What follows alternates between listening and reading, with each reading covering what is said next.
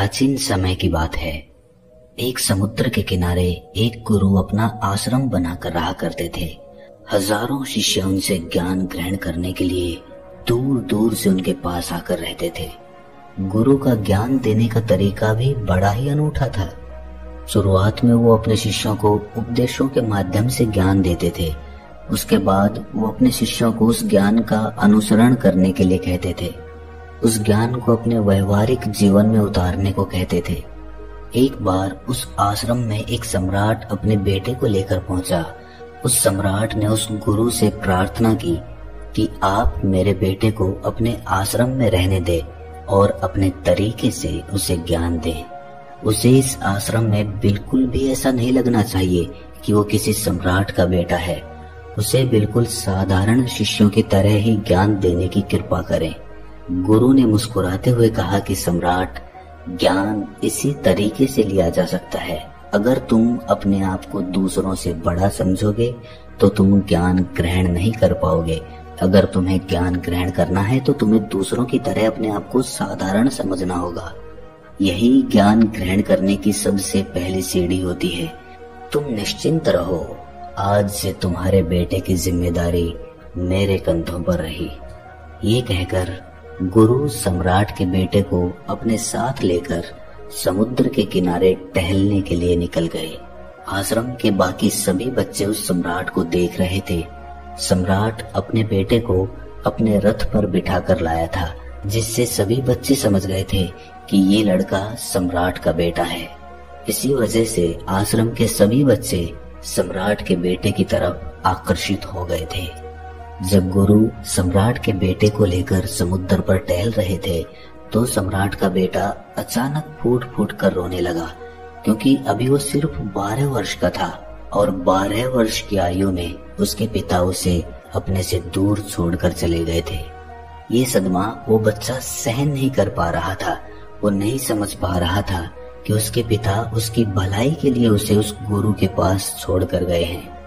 उसे रोते हुए देखकर गुरु ने कहा कि बेटा, मैं तुम्हें चुप नहीं करूंगा। हो सकता है कि आज मैं तुम्हारे आंसू पोंछ दूं, लेकिन कल तुम फिर अपने आप को अकेला पाओगे। याद रखना, जीवन में इंसान अकेला आता है और अकेला ही जाता है। जितनी जल्दी जो इंसान इस बात को समझ लेता है, वो उतनी जल्दी आत्मज्ञान के रास्ते पर निकल पड़ता है। गुरु ने अपनी बात आगे बढ़ाते हुए कहा कि जो इंसान अकेला रहना सीख लेता है वही खुद से प्यार कर पाता है, और जो खुद से प्यार करना जानता है वो किसी के भी जाने का अफसोस नहीं करता, क्योंकि वो खुद से ही प्यार करता है। धीरे धीरे तुम आश्रम के माहौल में ढल जाओगे। शुरुआत में तुम्हें समस्या आ सकती है, लेकिन कुछ दिनों के बाद तुम इसे आत्मसात कर लोगे। उसके बाद तुम्हें यही जगह बहुत अच्छी लगने लगेगी। ये जगह तुम्हें अपनी महल जैसी लगने लगेगी। संध्या हो चली थी। समुद्र के दूसरे छोर पर सूरज छिपने लगा था और अपनी लालिमा पूरे आसमान में बिखेर रहा था। बड़ा ही सुंदर दृश्य था और गुरु उस शिष्य को अपने साथ लेकर आश्रम में वापस लौट आए। उस शिष्य को भी थोड़ी सांत्वना मिली, क्योंकि गुरु की आंखों में एक अभूतपूर्व शांति झलक रही थी। और जब हम किसी एकांतवासी गुरु की आंखों में वो शांति देख लेते हैं तो हमारे हृदय पे से भी सारा भार हट जाता है, मन एकदम निर्मल हो जाता है। जब सम्राट का बेटा रात्रि का भोजन करने के लिए भोजन कक्ष में पहुंचा तो आसपास के सभी शिष्य उसके पास आने लगे। उन सभी को पता था कि ये सम्राट का बेटा है और अगर हम इससे दोस्ती कर लेते हैं तो उससे हमारा बहुत फायदा होने वाला है। यही सोचकर आश्रम के ज्यादातर बच्चों ने उसे घेर लिया था। बस कुछ बच्चे जो अकेले रहने का महत्व समझते थे, जो दिखावे में विश्वास नहीं करते थे, वो उस सम्राट के बेटे के पास जाने के बजाय अपना पूरा ध्यान खाने पर लगा रहे थे और एकांत में बैठकर अपना भोजन कर रहे थे। कुछ दिनों के बाद सम्राट के बेटे की आश्रम के ज्यादातर बच्चों के साथ दोस्ती हो गई। अब वो आश्रम में उन बच्चों के साथ घूमता, उन्हीं के साथ अपना ज्यादातर समय बिताता। आखिरकार सम्राट का बेटा था, सुख सुविधाओं में पला बढ़ा था। आसपास बहुत से दास और दासियां होते थे। आसपास अपने मित्रों से घिरे होना, वही दिनचर्या उसने इस आश्रम में भी अपना ली थी। ऐसा नहीं था कि गुरु को ये सब पता नहीं था, पर गुरु उसे अलग तरीके से ज्ञान देना चाहते थे। बच्चों को ज्ञान आप उपदेश देकर नहीं दे सकते, उन्हें साक्षात्कार कराना पड़ता है। उसके बाद उन्हें वो बात समझ आती है जो आप समझाना चाहते हैं। गुरु को ये बात पता थी कि अगर मैं इसे बोलकर बताऊंगा तो ये कभी समझ नहीं पाएगा। मुझे इसे दिखाना पड़ेगा, इसे एहसास कराना पड़ेगा कि अकेले रहने से ही तुम अपनी शक्तियों को जान पाओगे। ये सीख देने के लिए गुरु एक दिन उस शिष्य को अपने साथ एक पहाड़ी की चोटी पर ले गए। पहाड़ी पर पहुंचकर गुरु ने उस शिष्य से कहा कि अब तुम्हारा ज्ञान पूरा हो चुका है, बस एक आखिरी रात तुम्हें यहाँ पर बितानी होगी। उसके बाद अगले दिन शाम को मैं तुम्हारे राजमहल में तुमको पहुंचा दूंगा। वो बच्चा तो ये सुनकर बहुत खुश हो गया कि अब मैं वापस अपने राजमहल चला जाऊंगा, फिर से मेरे दास और दासियां, सारी भोग की वस्तुएं मेरे पास होंगी। उस शिष्य ने गुरु से पूछा कि गुरुजी, मुझे आज रात आप यहाँ पहाड़ी पर क्यों छोड़ रहे हैं? आखिर मुझे कौन सा आखिरी ज्ञान यहाँ से मिलेगा? गुरु ने मुस्कुराते हुए कहा कि यहाँ पर चट्टान के पीछे तुम्हें छिपकर बैठना होगा।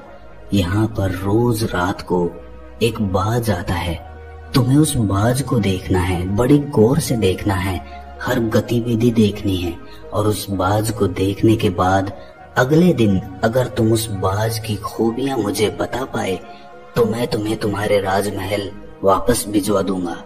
और हाँ, सुबह आने से पहले एक बात पर और ध्यान देना है। एक चरवाहा यहाँ पर अपनी भेड़ों को चराने के लिए आता है, तुम्हें उन भेड़ों की गतिविधियां भी देखनी है। याद रखना, बाज की गतिविधि रात को और भेड़ों की गतिविधि सुबह। अगर तुम दोनों की गतिविधि ध्यान से देखकर मुझे बता पाए तो तुम इस आश्रम से हमेशा के लिए आजाद हो जाओगे, तुम्हारा ज्ञान पूरा हो जाएगा। मैं तुम्हारे पिता को कह दूंगा कि ये बच्चा हमारे आश्रम का सबसे ज्ञानी बच्चा है। ये कहकर गुरु अपने आश्रम में वापस लौट आए और वो बच्चा वहीं पर उस चट्टान के पीछे खड़ा हुआ उस बाज का इंतजार करने लगा। काफी वक्त बीत जाने के बाद वहां पर एक बाज अपने बच्चों के साथ पहुंचा। सम्राट के बेटे ने पूरी रात उस बाज की गतिविधि बड़े ही ध्यान पूर्वक देखी और सुबह होने के बाद जब चरवाहा वहां पर अपनी भेड़ों को लेकर पहुंचा तो उसने एक अभूतपूर्व दृश्य देखा। उसने देखा कि वो बाज भेड़ के एक मेमने को अपने पंजों में दबाकर आसमान में उड़ गया। उसने उस भेड़ के बच्चे का शिकार कर लिया था। ये सारा दृश्य देखकर वो बच्चा आश्रम में वापस अपने गुरु के पास पहुंचा। इससे पहले कि गुरु से कुछ पूछते, उसने गुरु को प्रणाम करते हुए कहा कि गुरुदेव, आप आश्रम के सभी बच्चों को यहाँ पर बुला लीजिए। मैं सब लोगों को बताना चाहता हूँ कि मैंने क्या देखा। जब आश्रम के सभी बच्चे वहां पर पहुंच गए तो उस सम्राट के बेटे ने कहना शुरू किया कि मैंने अपने जीवन में बहुत से पक्षियों को देखा है, लेकिन बाज उन सभी पक्षियों में से सबसे अद्भुत और सबसे अलग होता है। उदाहरण के लिए एक तोता हम सभी ने देखा है। तोता बोलता तो बहुत है लेकिन कभी ऊंचा नहीं उड़ पाता, लेकिन एक बाज जो कि हर समय शांत रहता है, वो आकाश को भी छू सकता है।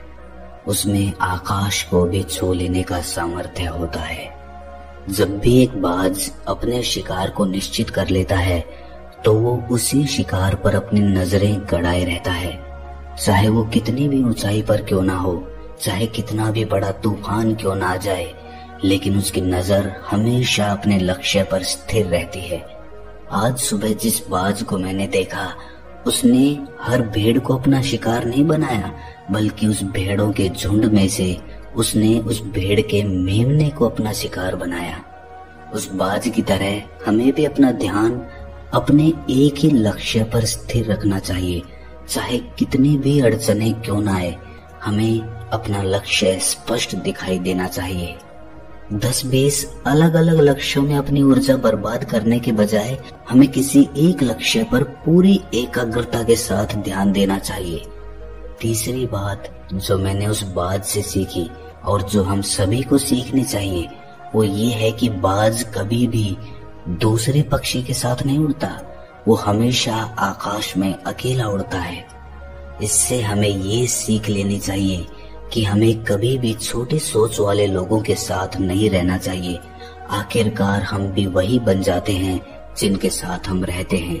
इसीलिए या तो बड़ी सोच वालों के साथ रहो या फिर अकेले रहो, क्योंकि जब हम अकेले रहते हैं तभी हम खुद की ताकत और खुद की कमजोरियों को जान पाते हैं। कमजोरियों को जानकर उनको दूर कर सकते हैं और अपनी ताकत को जानकर उसका सही इस्तेमाल कर सकते हैं, लेकिन वो तभी संभव होगा जब हम अकेले रहना सीखेंगे। चौथी सीख जो हमें एक बाज से लेनी चाहिए कि एक बाज हमेशा अपनी सीमाओं से ऊपर उठकर उड़ता है। जब तूफान आता है तो हर एक पक्षी अपने घोंसले की तरफ भागता है, खुद को छुपाने की जगह ढूंढता है, लेकिन बाज ऐसा कुछ भी नहीं करता। वो खुद की सीमाओं को तोड़कर बादलों से भी ऊपर उड़ने का प्रयास करता है। हवाएं उसे थपेड़े मारती हैं, पंख उसके भारी हो जाते हैं, पानी और धूल की वजह से उसे कुछ दिखाई नहीं देता, लेकिन वो फिर भी आसमान की तरफ उड़ता रहता है और अंततः बादलों से भी ऊपर निकल जाता है और वहां तब तक उड़ता रहता है जब तक मौसम ठीक नहीं हो जाता। अपनी सीमाओं को सिर्फ इसीलिए तोड़ पाता है क्योंकि वो समस्या के आने पर उससे घबराता नहीं है, उससे डरकर बचने का प्रयास नहीं करता, बल्कि एक सकारात्मक नजरिए के साथ उसका सामना करता है। जीवन में चाहे कितनी भी अड़चनें क्यों ना आए, हमें उन अड़चनों से लड़ना चाहिए, ना कि उनसे डरकर कहीं छिपकर बैठना चाहिए। बहादुर तो वो लोग होते हैं जो तूफानों से टकरा जाते हैं, कायर तो अपने घर में, अपने घोंसले में अपनी जगह ढूंढकर बैठ जाते हैं। पांचवी बात जो हमें एक बाज से सीखनी चाहिए कि बाज कभी भी अपने घोंसले में घास के कोमल तिनके नहीं रखता। जो तिनके कोमल होते जाते हैं वो उन्हें निकालकर फेंकता रहता है। उसी तरह चाहे कितनी भी आरामदायक जिंदगी आपको मिली हो, लेकिन उस आराम से ऊपर उठकर अपने आलस्य को तोड़कर जीवन में मेहनत करते रहना चाहिए। जीवन में पसीना बहाना चाहिए, शारीरिक मेहनत करनी चाहिए। अपने घोंसले से कोमल तिनके उठाकर फेंक दो और आज ही अपने आलस्य को तोड़कर निकल पड़ो। हर दिन अपने आप को चुनौतियां दो, हर दिन मुश्किलों से लड़ो, क्योंकि वही मुश्किलें तुम्हें मजबूत बनाएंगी। जंगल के राजा शेर को भी झुंड बनाकर शिकार करते हुए देखा जा सकता है, लेकिन बाज हमेशा अकेला शिकार करता है, क्योंकि वो जानता है कि भीड़ हौसला तो देती है मगर साहस छीन लेती है। आदमी को हमेशा अकेले ही आगे बढ़ना होता है। यही कारण होता है कि वो जल, थल और नभ सभी जगहों पर अपने शिकार का परचम लहरा सकता है।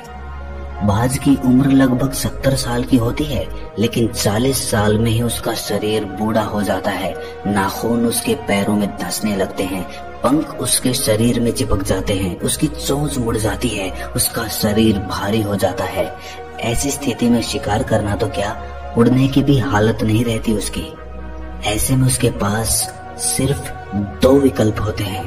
पहला, या तो वो खुद की इस अवस्था को स्वीकार कर ले और भूखा प्यासा मर जाए या किसी दूसरे जानवर का शिकार बन जाए, और दूसरा विकल्प ये होता है कि वो 6 महीने एक बहुत ही दर्दनाक प्रक्रिया से गुजरे और खुद को फिर से पहले जैसा मजबूत बना ले। लेकिन बाज तो बाज है, वो दूसरा विकल्प चुनता है। इसके लिए वो खुद को एक बहुत ही ऊंचे पहाड़ पर ले जाता है, जहां वो पहले अपनी चोंच से अपने सारे पंख खींच खींच कर उखाड़ देता है और फिर चट्टान पर पैर मार मार कर अपने पंजे तोड़ देता है। उसके बाद उसी चट्टान पर अपनी चोंच को पटक पटक कर तोड़ देता है और इस लहूलुहान अवस्था में खुद को दूसरे जानवरों से छुपाता फिरता है। अगले 6 महीने तक वो इसी दर्दनाक प्रक्रिया से गुजरता है और इंतजार करता है नई चोंच, नए पंख और नए पंजों का।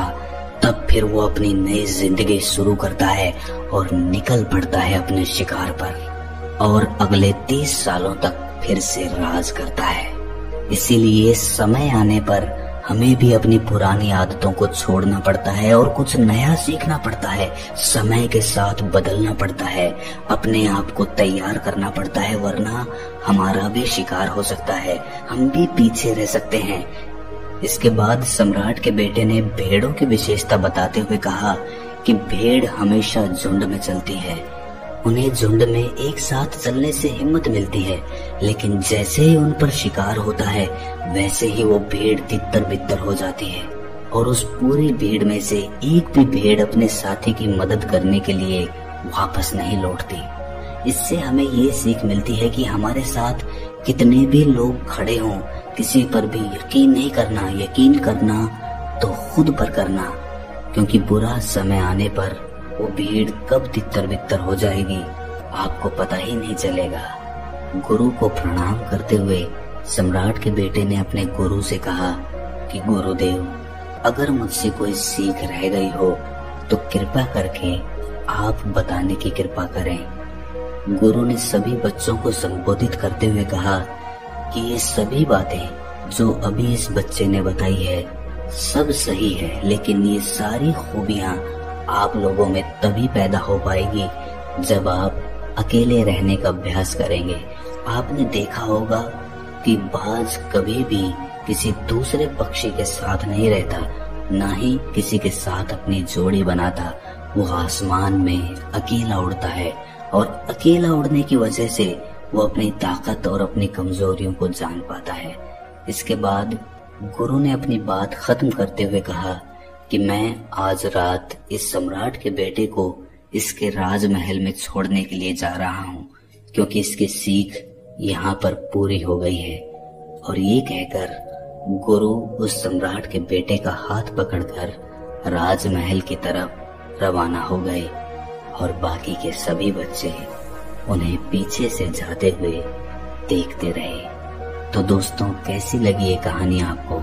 कमेंट सेक्शन में जरूर बताना, और अच्छी लगी हो तो इस चैनल को सब्सक्राइब करके नोटिफिकेशन बेल को जरूर प्रेस कर देना। तो मिलते हैं अगली कहानी में, तब तक के लिए अपना ख्याल रखें।